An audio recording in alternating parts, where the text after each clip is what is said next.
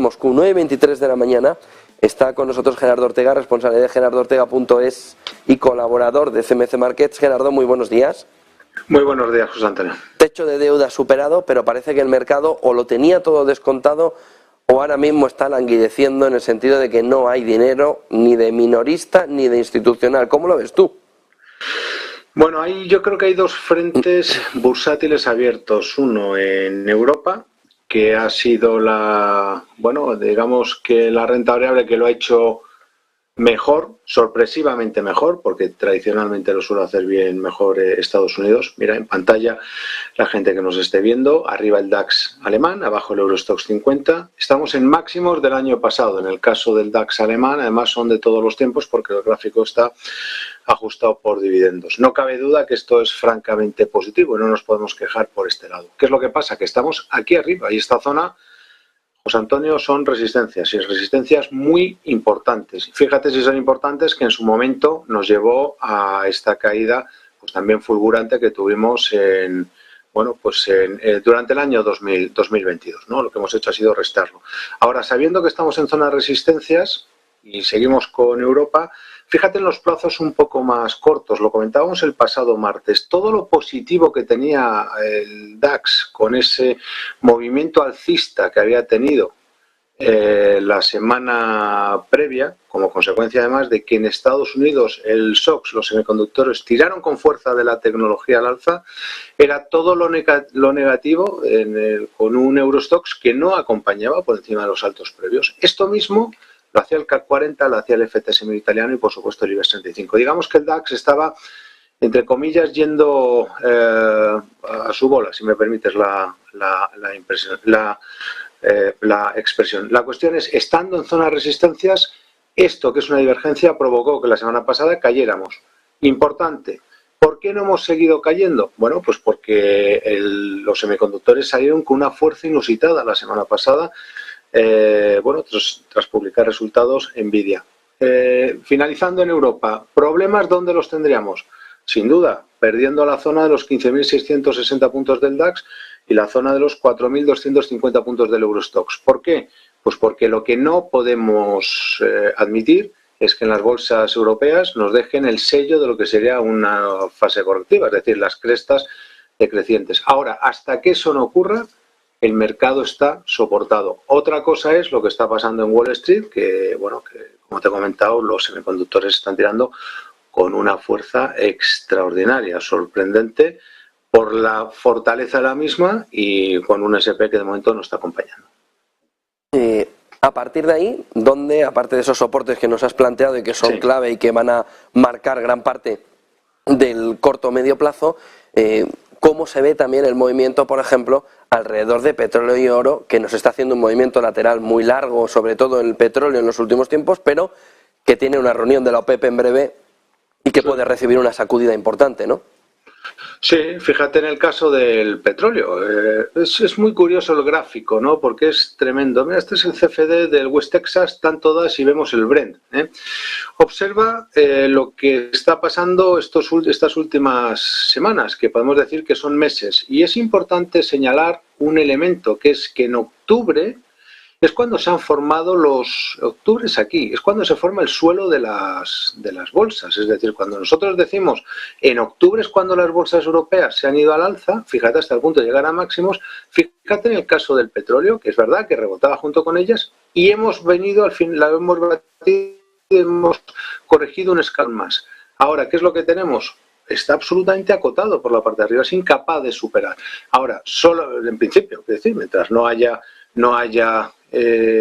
se supera esta zona de los 83.50, es una evidencia, se ve en el gráfico semanal que tenemos aquí, en el caso del West Texas, en el caso del Brent, pues estaríamos hablando, es el gráfico exactamente lo mismo, la zona de los $89. Mientras no superemos esto, todo seguirá siendo un lateral. Evidentemente, como tenemos un lateral, claro, pues no sabremos si es para seguir cayendo o para vuelta. La única vuelta pasaría por la superación de resistencias. Pero fíjate que la guerra de Ucrania empieza aquí. Es decir, cuando se lanzan los primeros misiles, es aquí cuando estira el mercado al alza. Este es el momento. La zona de cuando estalla la guerra en Ucrania, esa es verdad que ya se ha perdido. Y luego lo que también comentamos muchas veces, que en marzo del año pasado es cuando empezamos a subir tipos de interés en Estados Unidos. O sea, de momento en el Brent lateral, pero en el Brent y en el West Texas, en el petróleo en general, pero sin muy topados, ¿no?, por la parte de arriba. ¿Qué es lo que sucede? ¿Qué es lo que podría pasar? Claro, superando estos niveles de resistencias, las alzas pues podrían volver. Pero bueno, hay que verlo. Gerardo, oro, que también te preguntaba sobre esos Sí. 2040 y ahí a partir de ahí, pum, otra vez a estar por debajo de 2000. Claro. Sí, fíjate, hay un detalle, lo hablamos también la semana pasada. Mira el gráfico mensual, este también es el CFD del oro. Estamos hablando de los altos de agosto 2020, hemos llegado a ellos, y aquí, ¿qué ha hecho el mercado? El mes, observa la vela, después de marcar máximos relativos, cierra en principio, porque este miércoles cerramos mes. Si cerramos por debajo de esta zona de los $1.945, estaríamos ante una vuelta mensual.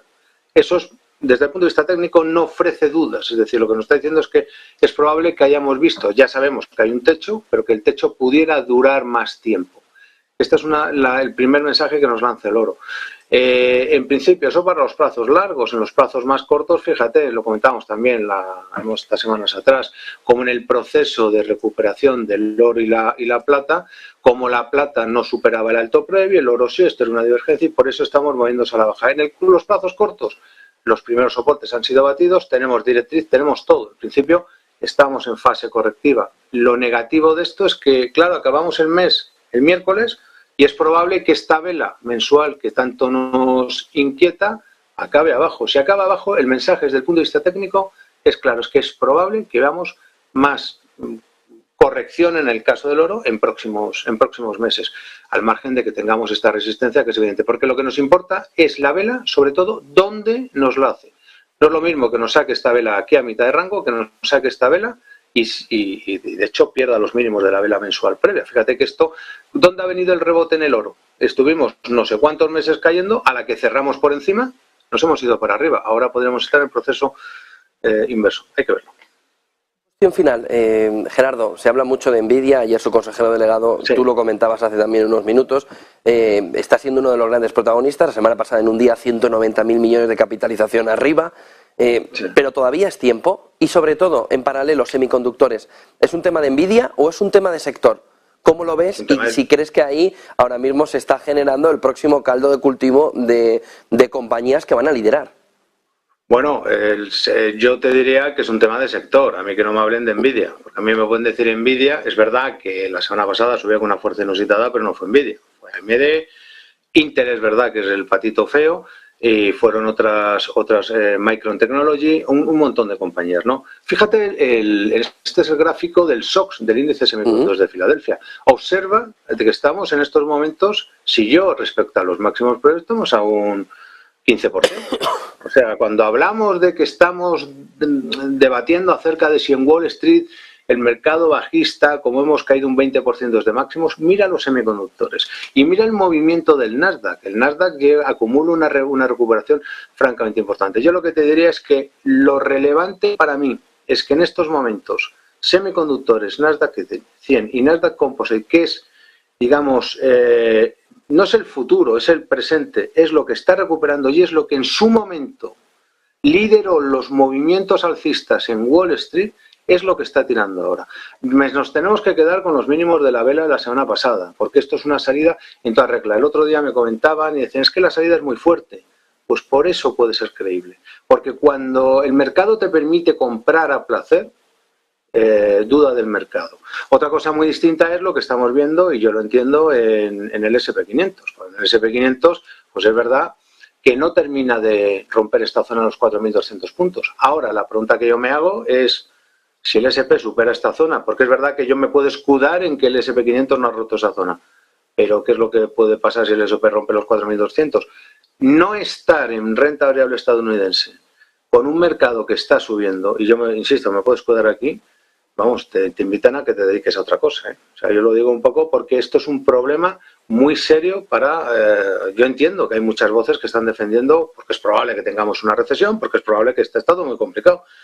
pero al mercado no se le puede discutir. Es que es muy probable que a lo mejor el mercado se nos vaya para arriba y acaben teniendo razón con el paso del tiempo. Pero el mercado, el timing lo marca lo que son los índices.